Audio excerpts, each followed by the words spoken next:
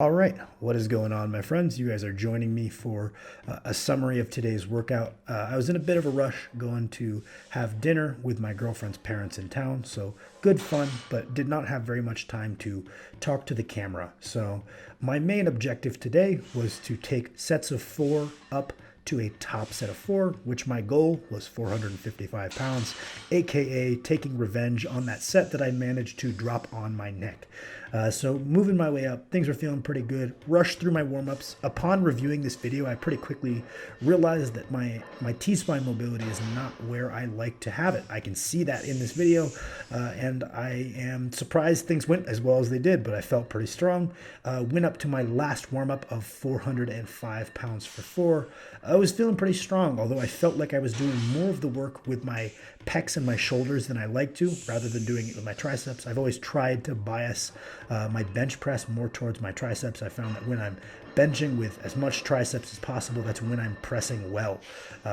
So kind of that, I'm going to chalk that up to the T-spine mobility being a little off due to a rushed warm-up and not focusing on that physical quality of my warm-up, which I would take note for next week. Don't do that. Make sure you get your T-spine moving. Backed off by, well, as you can see, I hit the set, 455 for 4. It's a set I've hit several times now. Shouldn't be that hard for me. Today was about as difficult as I would say it should be. Maybe it should be a little easier had I been locked in with my press. Backed off for this 2 sets of 4 at 405. I was happy with this second set. I changed some of my cueing, how I was approaching my negative, focusing on how the weight was distributed in my hands. Pretty happy with that. I can say with reasonable confidence that had I executed my top set of 455 like that, I think I would have been a little bit more happy with it.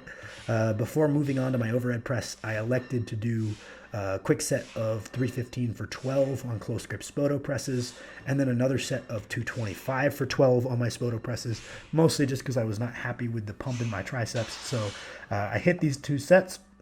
Then, pleased with the amount of blood in the back of my arm, I was able to then move on to overhead press. Normally, I would do some moderately heavy overhead presses against bands today, as that's the variation I have as my secondary overhead, though I felt a little under recovered through my shoulders, so I elected to do some volume today.